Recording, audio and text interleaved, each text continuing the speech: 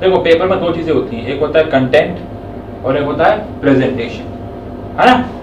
यार आप एक फैक्ट्री में काम करते हो, वहाँ पे आप एक स्टैट संभालने वाले बंदे हो, आपको पाई चार्ट बनाने को बोला जाता है, डाटा तो आपके पास है ही ना, आपको क्या देनी है? प्रेजेंटेशन। कि खड़े हो जाओ बोलो, और वही सारा खेल है। प्रेजेंटेशन बहुत जरूरी है, अगर प्रेजेंटेशन अच्छी होगी तो पेपर बहुत जल्दी चेक होगा। आज जब मार्केट में जाते हो, दिवाली की खासकर बात करता हूँ, तो डब्बे के अंदर क्या है वो आप बाद में पढ़ते हो ना, कि अच्छा इस डब्बे के अंदर 4 डेयरी मिल्क हैं, 2 5 स्टार हैं, 2 जेम्स के पैकेट हैं, ऐसे होता है।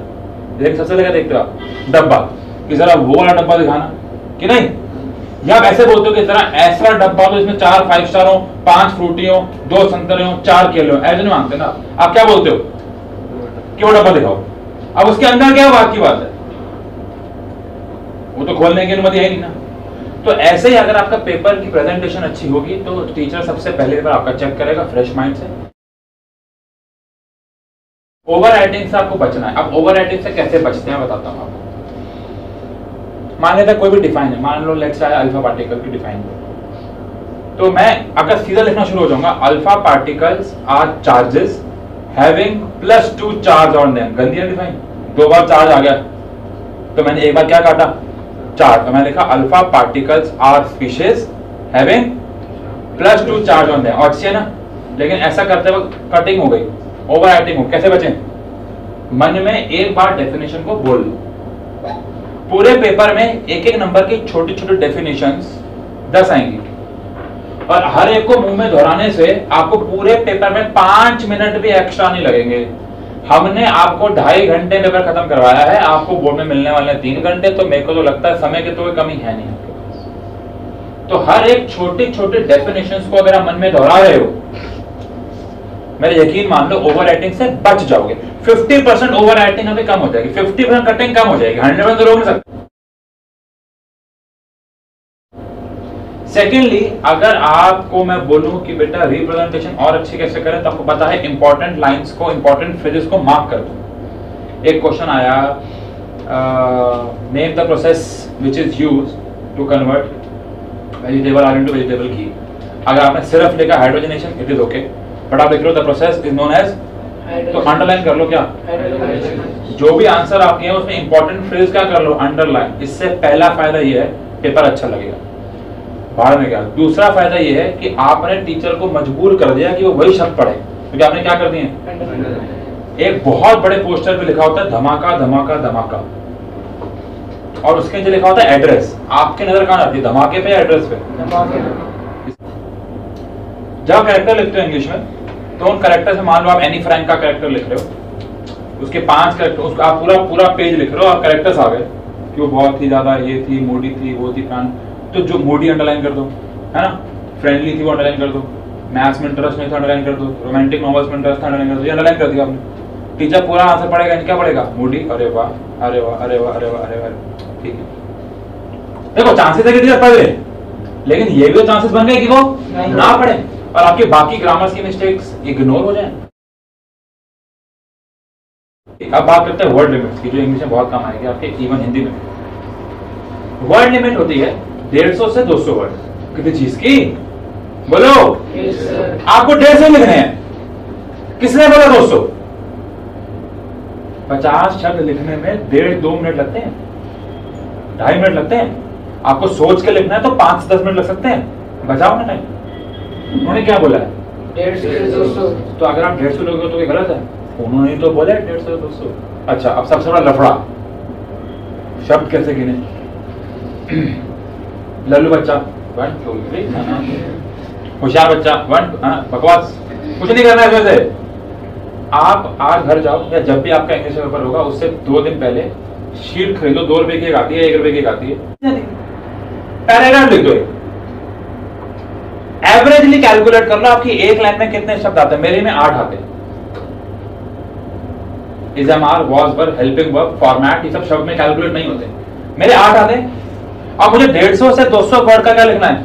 ऐसे मुझे 20 लाइन लिखनी है, 28 160, खत्म। 21 भी नहीं लिखूंगा, 20 लाइन लिखने घर पे आना। तो stick to the lower word limit, upper पे मत जाओ। जो भी पॉइंट है, जब हमें 15 मिनट मिलते हैं पेपर को पढ़ने के लिए, तो हमें उस 15 मिनट में क्या करना है, ठीक है ना। बहुत ही छाया हुआ क्वेश्चन है कि हम 15 मिनट में क्या कर सकते हैं। हर एक पेपर के लिए 15 मिनट को अलग अलग तरीके से यूटिलाइज करना होता है। सबसे पहले पेपर आता है इंग्लिश का, उसके शीट के आगे वाले फॉर्मेलिटीज देखनी होती है, रोल नंबर, आपका कोड नंबर, आपका नंबर, ये आपका वो, आपका साइन, आपका सब कुछ, वो हो जाता है 2 मिनट में, 5 मिनट में, 10 मिनट बच गया आपके पास। अब 10 क्वेश्चन पेपर आपके पास 10 मिनट में जो बहुत होशियार बच्चा है, जो बनता है एक्चुअली अपने आप को, वो पूरा पेपर पढ़ता है, जो कि ब्लेंडर है। देखो, अगर मैं आपको कहता हूँ कि आप इंग्लिश का पेपर पढ़ रहे हो, तो लास्ट के क्वेश्चन में वो वाला क्वेश्चन आएगा, आंसर एनी 4 आउट ऑफ 5। आपने वो क्वेश्चन पढ़ लिया, बड़े खुश हो गए, वाह मेरे को तो 4 क्या 5 आते हैं। 2 घंटे में आपका आगे का सारा पेपर हुआ, आप पीछे वापस गए, अभी 1 घंटा बचा है, आपका लिटरेचर सेक्शन रहता है। क्या वो क्वेश्चन आप दोबारा पढ़ोगे? जब आप उनको अटेम्प्ट कर रहे हो, इट इज ऑब्वियस कि आप उन क्वेश्चंस को दोबारा पढ़ोगे। तो क्या फायदा हुआ पहले पढ़ के? तो ये बहुत जरूरी है कि आप सिर्फ और सिर्फ पैसेज पढ़ो, दैट इज अनसीन पैसेज। अच्छा, इसका एक और कॉन्सिक्वेंस भी है कि अगर वो क्वेश्चन आपको नहीं आते हैं, पांचों के पांचों, आपका अनसीन पैसेज भी गया। मेरे को तो पीछे के 4 क्वेश्चन नहीं आते हैं, मैं तो मर गया, मैं तो बर्बाद हो गया, आ गया फिर बर्बाद हो गया। अनसीन पैसेज तो अच्छा कर लो, वही तो तुम लोग नंबर लेते हो अनपढ़ो। तो अनसीन पैसेज के लिए पैसेज को दिल से पढ़ लो। अगर कोई उस आपको डिस्टर्ब करता है तो कान बंद करो। अगर वो आपका दोस्त है तो वो समझ जाएगा कि ये मुझे नहीं बताना चाह रहा, बिकॉज ये पढ़ रहा है, वो अंडरस्टैंडिंग होगी ना आपके बीच में। और अगर वो आपका दोस्त नहीं है तो चल बे, खत्म। साइंस के पेपर आया, 1 मार्क वाले मन में दोहरा लिए, आंसर लिखना गैर कानूनी है क्वेश्चन पेपर पे। ये बात आज ही लिख के चले जाओ कहीं, रोल नंबर के अलावा कुछ भी लिखोगे पेपर कैंसिल हो सकता है। 1 मार्क वाले क्वेश्चन आए हैं, 5 क्वेश्चन होते हैं 1 मार्क वाले, 5 मिनट में हो जाते हैं। बचे कितने आपके पास? 5 मिनट, 2 बार दोहरा लो पूरा। मेरा बस समराइज करूं, पूरा पेपर पढ़ने की जरूरत नहीं, वो यूजलेस।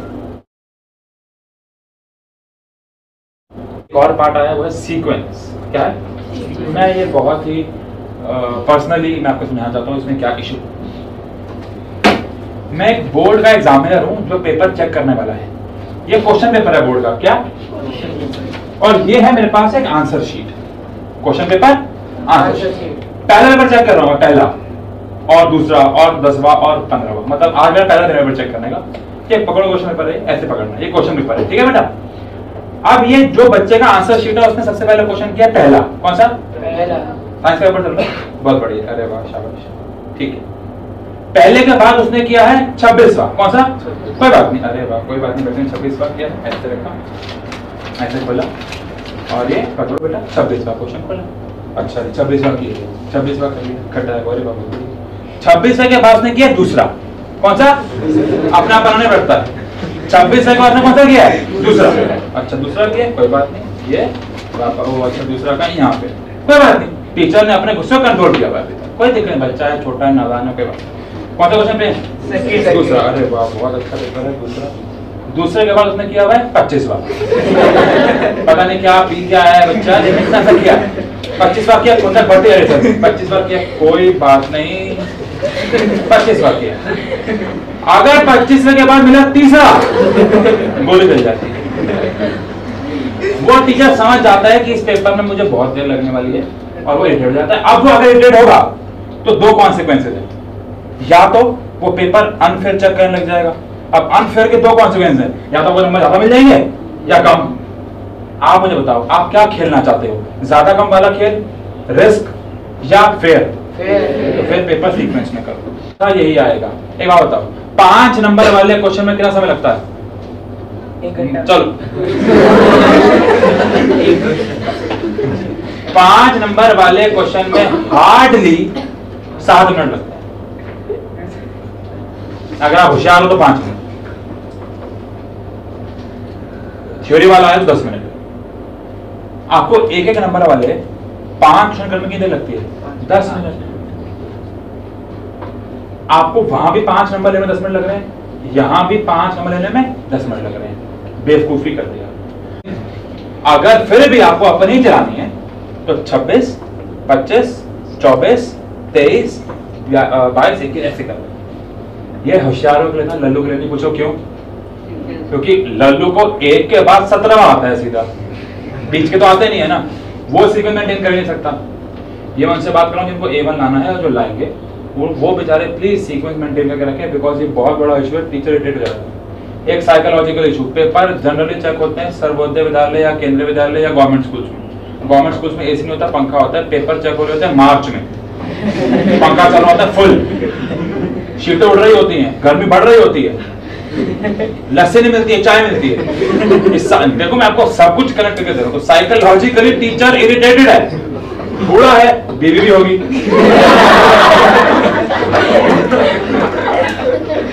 और अगर लेडीज हैं तो हस्बैंड भी होंगे।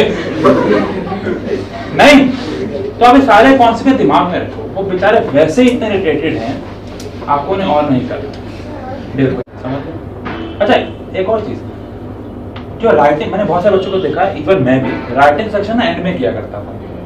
मैं क्या गड़बड़ी होती, जूलियस सीजर को क्यों मारा गया? इसमें राइटिंग मैटर नहीं करती, इसमें आपको दिमाग नहीं लगाना है, आपको आंसर पता है, ठीक है।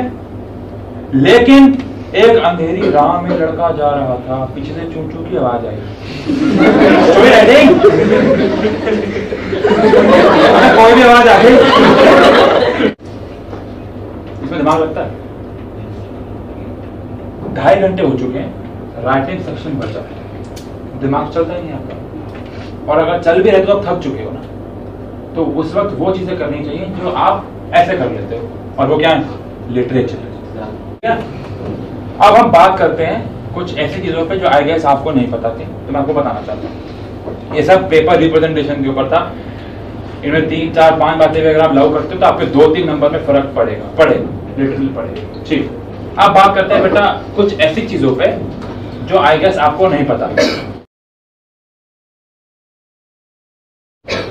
सबसे पहली चीज ये है कि अगर आपका पेपर 16 तारीख को है साइंस का, और आप मेरे पास 10 तारीख को आ रहे हो, तो मैं 10 तारीख को आपको बुलाऊंगा और 15 तारीख तक रगड़ दूंगा, छोड़ूंगा ना मैं, ना उशांक सर या जो भी सब्जेक्ट है। 15 तारीख को मैं आपको 4 बजे भेज दूंगा। 16 को ऊपर है ना, 15 को 4 बजे फ्री हो, 6-7 बजे पढ़ना बंद कर देना। मैं एक जानवर का नाम लेने वाला हूं, आपको नहीं पता मैं कौन सा जानवर का नाम ले रहा हूं, तो आप पे कोई फोटो नहीं आ रही है। शेर आ रही फोटो, क्योंकि मैंने वो ट्रिगर कर दिया। अभी तक फोटो कहां थी? अंदर ही थी ना, लेकिन बाहर नहीं आ रही थी, मैं ले आया। अब अगर फोटो शेर की बाहर आई होगी तो किसी और की चली जाएगी जो इस्तेमाल नहीं हो रही है। तो जब आप 6 या 7 बजे के बाद कुछ नया पढ़ते हो तो पुराना बैक वाली फाइल्स में जाना शुरू हो जाता है, और जो लल्लू होते हैं उनको बैक फाइल से चीजों को साइंटिफिकली समझा रहा हूं मैं आपको, बैक फाइल से चीजों को वापस रिस्टोर करने में प्रॉब्लम होती है जो लल्लू होते हैं। इतना घंटे आराम चाहिए ही चाहिए। दुनिया जहां की, अगर मैं आपको घर पे 10 बजे पहुंचता हूं और किसी पार्टी में जाना है तो मैं साफ, मैं और शाम सर साफ मना कर देते हैं हमें नहीं आना, खत्म। अगर वो आपसे प्यार करते हैं तो वो समझ जाएंगे, नहीं करते हैं तो चल गए। सिंपल है, इतना आसान है। देखो समझ गए बेटा? तो आपको 6 बजे के बाद क्या करना होगा अगर आप मेरी बात मानते हो तो? जो लल्लू है तो एक घटना याद आई भाई साहब। मैं एक बारी अकेडमी से घर जा रहा, बोर्ड के पेपर चल रहे थे। अब मुझे लगा बच्चा बोर्ड का था कि नहीं था, पापा स्कूटर चला रहे थे, बच्चा ऐसे। एक बार बताओ, आप स्कूटर पे उल्टे बैठ के पढ़ाई कैसे कर सकते हैं? और अगर आप कर भी रहे हो ना, वो आप अपने दिल को तसल्ली दे रहे हो कि देख मैं अभी तक पढ़ रहा हूं, आप तसल्ली दे रहे हो। अगर लेट से आपका पेपर 10:30 बजे है तो आई होप कि आप 9:30 घर से निकलोगे। 9:30 निकलने के लिए आई गेस आप 8:30 बजे उठोगे, मैं 9:15 उठता हूं। क्या करना है? उठना है, खाना खाना है, सॉरी ब्रश भी ब्रश करना है, खाना खाना है, चलना है। क्या नाना क्या? नहीं अच्छा ठीक है, मैं स्कूल में आधा घंटा पहले पहुंच जाओगे वो स्कूल के बाहर सेंटर, आधा घंटा पहुंचो। अब आधे घंटे बाद ना एक इंसान आएगा आपकी क्लास में जिसके चाचा जी ने बोर्ड पेपर बनाया है और वो कहता है कि तेरे को पता है डाई हाइब्रिड क्रॉस आने वाला है। खतरनाक बात सुनो, आपको डाई हाइब्रिड क्रॉस रटा हुआ है, आप फिर भी बोलते हो चल यार एक आखिरी बार देख लेता हूं, क्योंकि अगले पेपर में आ ही रहा है तो मैं अच्छे से लिख के आऊं। कितना बड़ा ब्लंडर कर दिया। आपको बोल भाई मुझे नहीं पता करना कि पेपर में क्या आया, कान बंद कर। अगर वो आपका दोस्त है समझ जाएगा। सिंपल है, देखो कितना। पेपर के मिडल पॉइंट पे या कभी भी टीचर क्लास में आएगा जो आपके स्कूल का, इन्विजिलेटर नहीं, उसको तो आपको शक्ल भी नहीं पसंद आ रही क्योंकि वो चीटिंग नहीं करने दे रहा। आपके स्कूल के टीचर की बात कर रहा हूं मैं, वो आपकी क्लास में आएंगे, 2 क्वेश्चन पूछेंगे आपसे। पहला, कैसे हो बेटा? अच्छे हैं। दूसरा, पेपर कैसा आया है? बहुत बढ़िया। जो होशियार है, जो लड्डू कहेगा मैडम। ये 2 एक्सप्रेशन है। अब खत्म है, सुनो, आप ना तो होशियार वालों में से बनो ना ही लल्लू वालों में से। मैं जैसे ही आई मैम एक बार, मैम बेटा बोलो मैम एक बार, ऐसे वो आपके पास आएंगे। टीचर आ गए, अब सेफ खेलना है। अगर आपने बोला मैं इसका आंसर बता दो, इन्विजिलेटर सुन रहा है, ये भाग सकता है। मैम ये देखना जरा, क्या मैम एक बार देख तो मैम ये क्या है? ऐसे बोलेगा मैम ये क्या है? अच्छा आप क्या हो? मैडम आपको चाटा मारेंगे, खटा। अरे सुन तो लो, इसका आंसर है फिनॉल। क्या इसका आंसर? खटा। इतना भी नहीं आता, इसका आंसर फिनॉल है। आप मेरा यकीन मान रहे, टीचर आंसर बता के जाएगा। देखो रीजन बताता हूं मैं आपको इसके पीछे का। वो आपको इसका आंसर इसलिए बता के जाएंगे क्योंकि आप उनके स्कूल के बच्चे हो। इस वक्त वो आपके पेरेंट्स जैसे हैं, वो बता के जाएंगे। और मेरे हिसाब से 1 नंबर के लिए 1 चाटा खाना बस। अब आप में चाहते हो, उसने प्लानिंग कर दी, पता क्या कि अगर ऐसा है तो मैं तो मैम से पूरा पैराग्राफ पूछूंगा, चाटे की वजह को नहीं आएगी। बिकॉज 1 मिनट में कोई या 10 सेकंड में कोई आपको पैराग्राफ कर सकता। अगला पॉइंट, जब पेपर कर रहे होते हो आप, तो मैंने ये देखो, तो उस दौरान क्या होता है, मान लो 23वें क्वेश्चन के 2 पार्ट, कितने? 23rd क्वेश्चन के 2 पार्ट है और दोनों में से कोई एक कर रहा है। आपको दोनों आते हैं, पता नहीं कैसे, बट दोनों आते हैं। 26वां क्वेश्चन आया, उसके बाद 26वें के 2 या 1 पार्ट है, आपको पूरा क्वेश्चन ही नहीं आता है। समझ गए होगे क्या दिमाग से? तो 26वें क्वेश्चन में आपको 23वें का जो और वाला पार्ट आपने छोड़ा था वो कर देना है।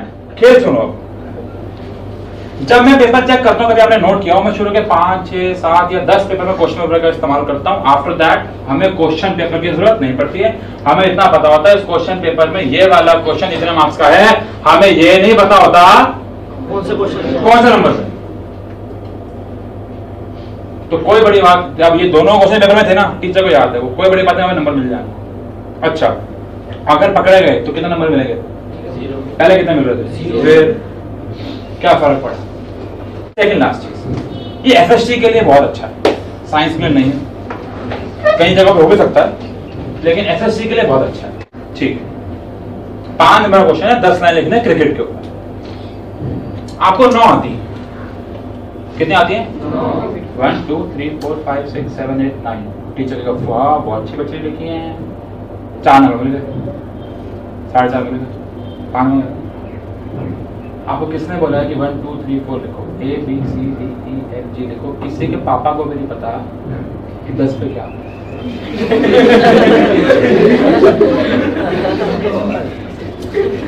आप मुझे बता दो 17 में क्या आता है फिर? और कोई टीचर ऐसा नहीं है जो, कोई टीचर ऐसा नहीं है जो ए बी सी, क्योंकि अगर आपने देखो 9 पॉइंट इतने प्यारे तरीके से लिखे A B C D E F G H I पे हो ना, किसी ने बताया आई 9 पे आता है, 10 पे आता है, 11 पे आता है। अगर आपने 9 पॉइंट बहुत प्यारे लिखे हैं 5 नंबर पूरे मिलेंगे, ये लिखवा लो आप। अच्छा, अब लल्लू बच्चा क्या बोलता है? अच्छा, 2 डिफरेंस आए हैं सेक्सुअल और एसेक्सुअल में, मुझे एक आता है तो क्यों ना मैं ए लिखूं, क्योंकि टीचरों का पता कि 1 पे ए आता है। अबे लल्लू ये तब है जब 6 या 7 पॉइंट हो, क्योंकि सबको पता है कि 1 ए पे आता है या ए 1 पे आता है।